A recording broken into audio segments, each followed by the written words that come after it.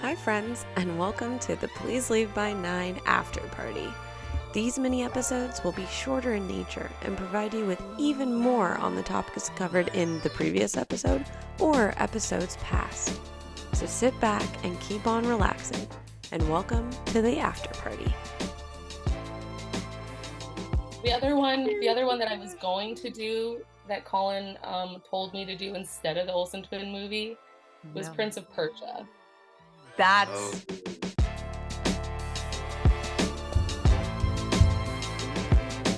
Hey! Welcome to the party. we only have one rule here. Please leave by 9.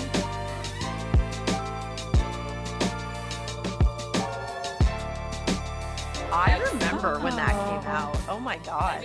Yeah. I haven't seen it. What? I haven't seen it. I've never watched it. I think I kind saw of it once. Well, it's terrible and ridiculous, and I love it to death. Jake Gyllenhaal as a Persian Jake prince. Gyllenhaal has no business playing a Middle Eastern prince. No No. business whatsoever. Jake Zero. Gyllenhaal, Joe Geronimo can do a lot of things, but that was not one of them. Yeah. He grew out his hair for that role. He was like He did. parkouring. He was like, I'm gonna parkour. Oh yeah, back when parkouring was still a thing and you could go to a gym and do that. Yeah, he was doing it. Yeah, totally. I was like, I loved that game, and I was like, I watched Super Mario. I know that they're not gonna make a good game movie. Like, it's not possible. And I lost that faith a long time ago. Good. Super Mario and Street Fighter, which was on my list, the live-action Street Fighter movie, and the first Mortal Kombat movie. Mortal Kombat, yeah. Or any Assassin's Mortal Creed. Kombat. Yeah, like they're Yeah. all insane, ridiculous, crazy movies. But yeah, Prince of Persia is the one I haven't seen. And That's a good honorable We'll watch it. mention. I'm putting that on my list. It's We'll watch it. We'll watch Yeah. it. It's there. Yeah, Oh my it goes god. on the list. gonna be there. I watched it way too. Like my whole family. Anytime it was on TV, we would just turn it on. Like, no matter what happened, it was just great. And like him and the girl in it, she's like a princess, and they hate each other. Like they just hate each other, and they have like this crazy like.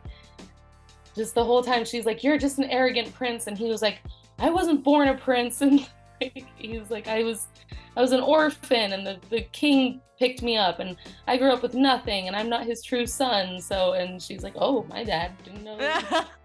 Not actually a prince." And then he was like, "Well, you're just like an entitled princess," and she's like, "I'm a priestess charged with guarding the sands of time." Like, and he's like, "Oh, my bad, I didn't know." And like, Oh. Well, everybody is somebody. Yeah. Now we got that sorted out.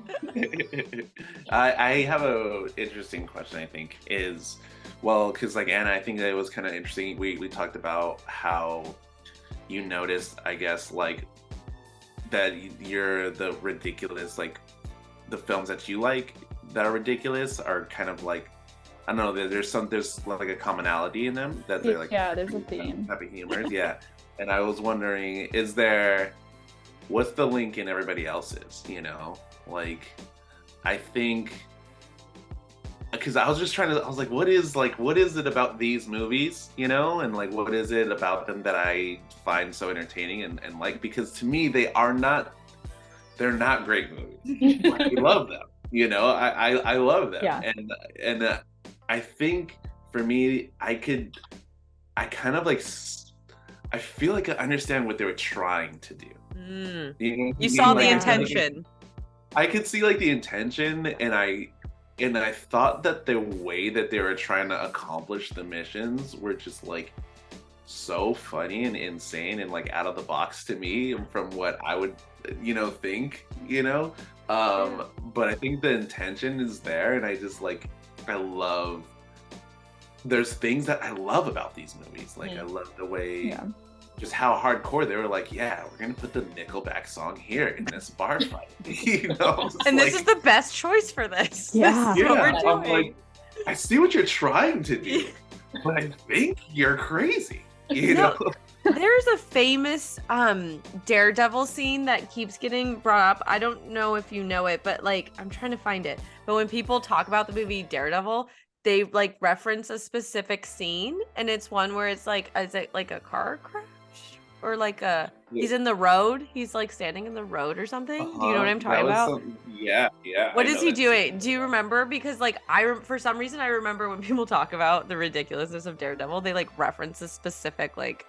Oh yeah. There's a moment. Like I said, everybody was trying to be the Matrix in this time, you know. And there's a moment where Bullseye, and this is the first time in the film where Daredevil and Bullseye meet face to face, and Bullseye's on a motorcycle, and Daredevil's standing in the middle of the road, and they're like in the distance. There's this face off, and of course he revs the motorcycle and he just goes straight at Daredevil, and Daredevil's a badass, and he starts running at him, just and what he does, it zooms in to them, running, or him running, and then the motorcycle, and it starts to zoom in, and what happens is he jumps, it turns completely CGI, he steps one foot on the motorcycle, like the top, and then kicks him with his other foot, and they go flying in the air. He kicks him off the bike, and they're flying through the air. The bike crashes, and it's in slow motion, and it's just, the CGI just looks hilarious. It just looks hilarious. And he's a blind man. Yeah, and he's a blind man. The sonic vibrations he picked up on it. Of course. The loud motorcycle. I don't know. It's just, like, that's one of the moments. That's when Bullseye murders Elektra's dad. And again, in case you didn't know, he was Bullseye he has on his head. Just in case you didn't know who he was. Didn't know who he was. He goes to Devil and he says, "Bullseye, huh?" So we know who he is now. Yeah, he's Bullseye. Oh my god. Yeah, because it sounds like a lot of them, the themes of the ridiculous movies is that they had very dramatic, melodramatic? They went about their scenes in a way, especially Sarah's movie about the whole Niagara Falls and dying and using horses to help them. And that's a metaphor. I think Sarah's movie also has a metaphor in there that we need to dive more into, about how she was alive but dead, and she walked around with him. But that's for another time, I guess. Absolutely. But I want to know, like, I think a couple of us had a whole list of things. Can you just like say the titles of like the honorable mentions? Honorable mentions? Yeah, The ones that Rob, didn't make give the us some of yours. Oh my gosh. Oh yeah, Rob, you had a whole list. Our guest, yeah. Okay. I will say, okay, some of these movies, like, I just love, like, they're not, I don't know. Again, we're talking about ridiculous movies. So, no okay. judgment. No judgment. I'm But judging. also there will be judgment. Yes. But also the most judgment. Okay, I will say George of the Jungle. Oh, Brendan Hilarious. Fraser, right? Absolutely. Yeah. Like, I love that movie, and I don't know why, but I put it on the other day, and I was like, this movie is insane. But I feel like that movie knows it's insane and has so much fun with the insanity. It's like, oh my god, just have the guy hit as many trees as he can. A rubber tree, he's gonna bounce off, and then we're gonna play like this theme song over and over again, and like the ape is gonna be like, he's gonna have the English accent. Like, it's all just insane. That movie's insane, and I love how crazy that movie is. Surf Ninjas was one of my favorite movies, and I think the title says it all, really. Cheryl, do you know what that is? No, what is that? You reacted so genuine that I was like, it's just a movie where these young guys like learn that they're ninjas, but they're like California teenager like kids, they kind of learn that they have superpowers and that they're actually supposed to inherit a throne. This movie is insane. They're actually like kings and princes, I guess, of a land that needs them, and they didn't know, and now they need to go and save the people from that kingdom and become like the princes that they're destined to be, and suddenly they can do ninja stuff. With the sounds like Twitches. Yeah, I was gonna say that sounds like every Disney movie, because it sounds like Twitches and it sounds like Wendy Wu Homecoming Warrior. Oh, yes, great it's movie. very much that. Like, that is a movie from like the same time, like I don't even know, 93 or something like that. I've seen 1,000. It has an 11% on Rotten Tomatoes. Holy mac. Love it. It's It's amazing. impressive. That's so impressive. Yeah. One of my other favorite movies, like that's also like that deserves to be is an honorable mention for me, has a 12% on Rotten Tomatoes. Better. And it is another video game adaptation. I think I was really starving for that as a kid. It's called Double Dragon. And I made Cheryl watch the trailer for it the other day, and man, what a trailer. That movie Oh my god. is insane. These are like movies where like young boys or like teenagers were getting powers and just be like, whoa, man, I got these powers. Because they're always like these guys who are in Los Angeles or California who are just like trying to get with the babes and dudes, and now they have to save the world. Oh no. You know, they're all like trying to be like Ninja Turtles basically. Oh yeah. And that's kind of, I feel like everybody was just trying to cash in on stuff like that. But I would say The Mummy, another Brendan Fraser movie. Classic. Classic. Speed Racer was on here on my list. That's funny. There's the Batman movie from 1966 with Adam West. Oh. I used to have the VHS like cassette of that. My uncle gave to me because he's like, this is the Batman that I grew up watching. Like, I want you to have this. You know, I know you love Batman. I love you love movies. Like, I want you to have this. And I watched that movie so many times, and it is absolutely insane. Like, there's a moment where they crash land their helicopter, their Batcopter, as you can say. They crash land it into a wholesale rubber factory. No. So there was no damage. They just literally, there was a wholesale, everything let go of just rubber foam everywhere in this big lot that they magically kind of crashed into. There's a part where Batman gets bit by a shark on his leg, and he uses shark repellent bat spray to get him off. He sprays him with the shark repellent bat spray. Like Oh, beautiful. Yeah, like that movie is like Ahead of like, its time. It took something special. It took a lot of special things to make that film. Like that's like cinema, you know. That is another one that's on my list. Yeah, Van Helsing. I don't know if you guys have ever seen Van Helsing. Love Van Helsing. An insane movie. It took me a long time to realize Hugh Jackman was Van Helsing because I watched it as a child. Don't read into that, but I didn't know that it was him, and I was like, wow. What a time. That's a rewatcher for sure. That's like a really bonkers, really long action epic with all of the monsters you could possibly put into a movie in there, and like really weird takes on them all. Like, like just look at Dracula's hair in that movie. Just look at his hair. And he has like a kind of ponytail thing, but he has a kind of like mohawk, like pompadour. The faux hawk, yeah. It's nuts, man. It's nuts. But the accent is on point, and he has all these like bat ladies that are with him. Oh yeah, that's right. Oh my god, and it was a great Universal ride for a long time. The Van Helsing horror maze that was just functioning in Universal Studios for years. They were trying to make Van Helsing a thing. They tried. They did a whole like monster verse. Yeah, they tried, and it didn't. They redid the Mummy. Yeah. And I think they didn't. Yeah. Anyway, that's another one. But there's more here. I will just like say them. It's Batman and Robin from 1997. Literally insane. Ghostbusters 2.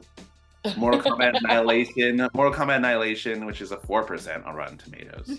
Mortal Kombat, the original Mortal Kombat is a 45%, but one of the most fun movies I've ever. I mean, one of the most fun, bad, ridiculous movies. Like, just listen to the theme song. I swear, we broke so many couches jumping to that theme song.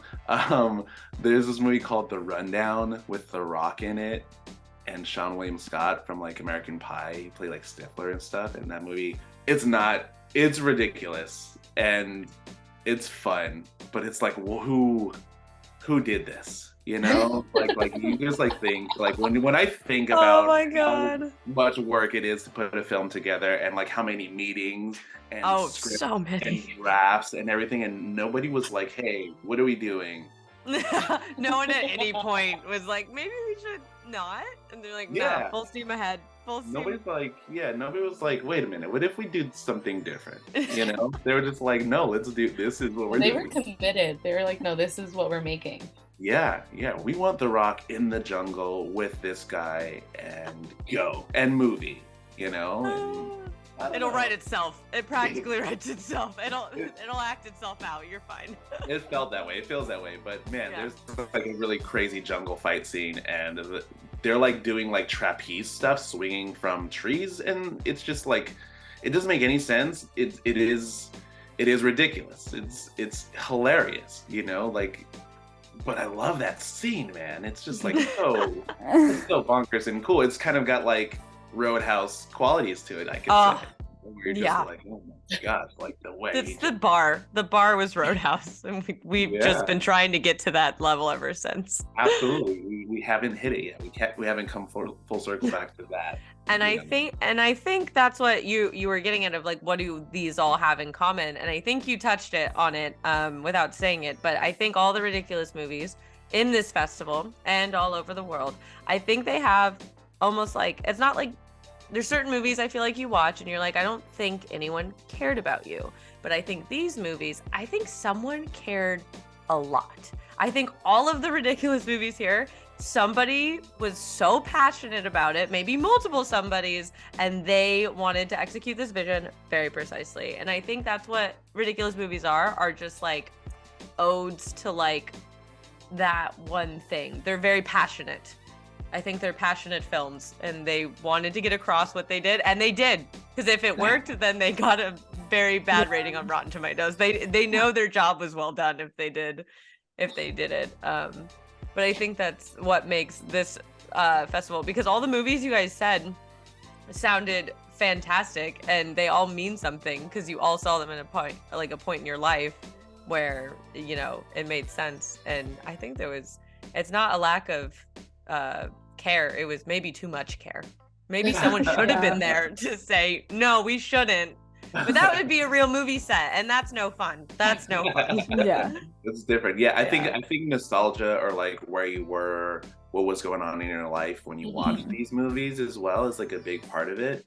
Like we did touch on it, but like most of these movies I saw when I was just younger, or you know, or just like a kid, or like one of them is my first movie. You know, it's like it's just like the experience of watching these movies for the first time was a big deal for most of them, probably for all of them actually. Me. I was really excited about all of them, and then as I rewatched them over and over again, I came to be like, why do I like this? You know, and I don't know. It's a weird, it's like a weird thing to like look at and think about. Then I'm just like, I feel like this is wrong, but it's also really right in a lot of ways.